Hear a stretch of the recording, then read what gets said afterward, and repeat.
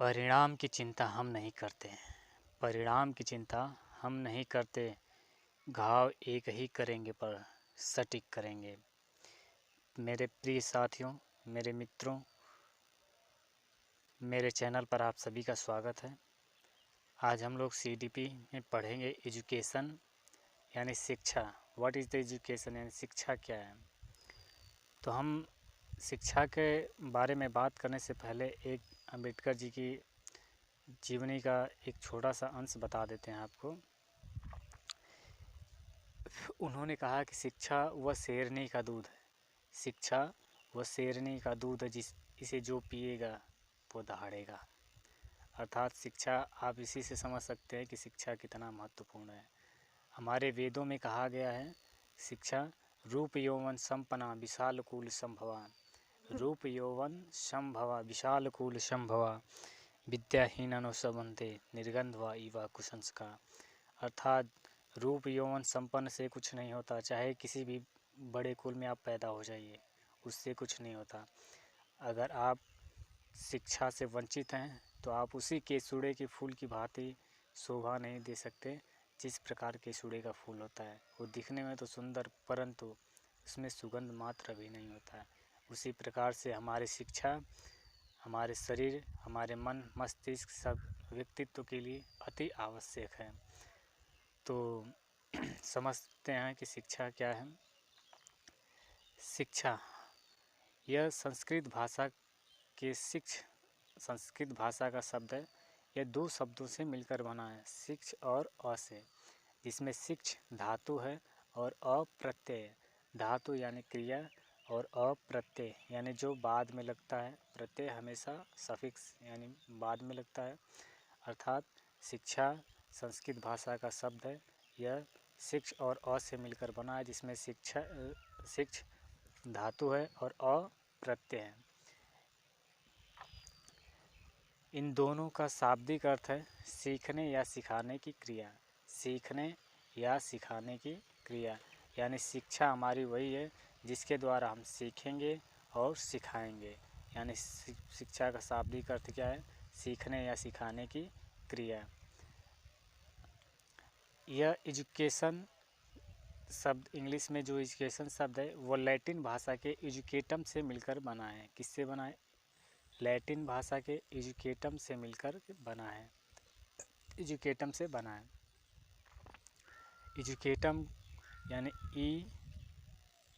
एजुकेटम जो है, इसको दो भागों में हम तोड़ें तो एक आता है ई और दूसरा आता है ड्यूको, यानी अंदर से आगे की ओर बढ़ना। ई का अर्थ होता है इंटर, ड्यूको यानी अंदर से आगे बढ़ना। ये हमारा क्या है? एजुकेशन है।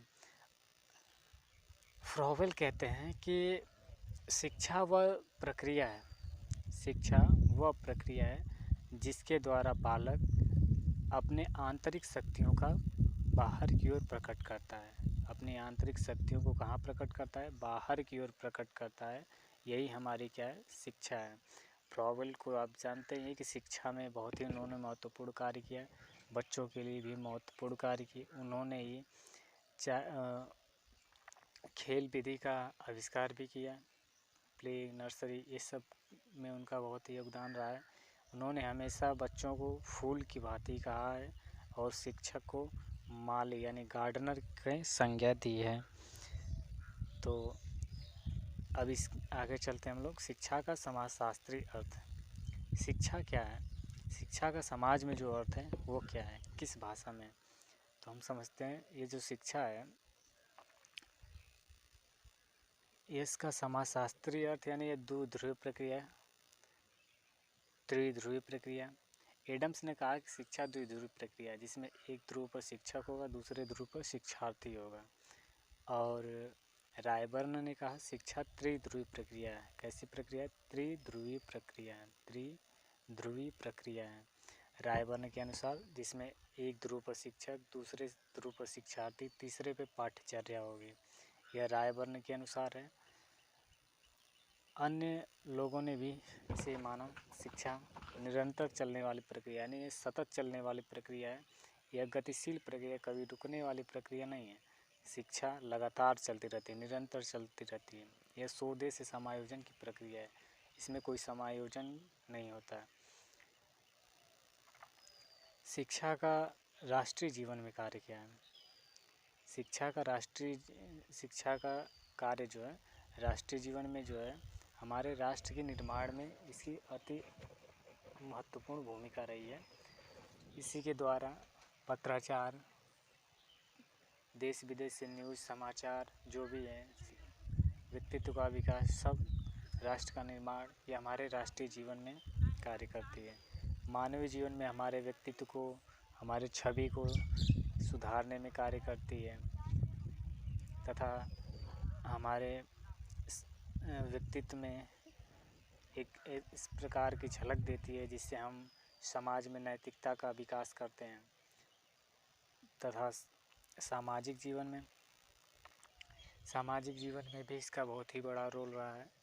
अगर शिक्षा नहीं है तो हम समाज में किसी भी प्रकार एक नहीं अपने पास अपनी बात किसी को रख सकते हैं, न किसी की बात को प्रत्यक्ष तरीके से सुन सकते हैं।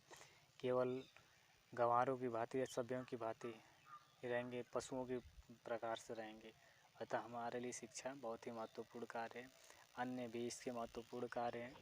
अब इन्हीं लोगों को देख लीजिए, शिक्षा के द्वारा ही ये लोग किस स्थान पे हैं। आप बच्चे की ज़ुबान पर इन लोगों का नाम होता है, तो कौन नहीं जानता कि शिक्षा में कितना पावर है। अतः फ्रेंड्स, अगर मेरे वीडियो आपको पसंद आता है, थोड़ा भी हेल्पफुल लगता है तो प्लीज़ लाइक भी करिए, शेयर भी करिए, कमेंट भी करिए। अगर आपके लिए वीडियो मेरा हेल्पफुल लगता है तो कमेंट करिए, मैं और भी वीडियो बनाऊंगा। और आप हमारे साथ जुड़े रहिए, सहयोग करिए, सपोर्ट प्रदान करिए प्लीज़। थैंक यू, धन्यवाद।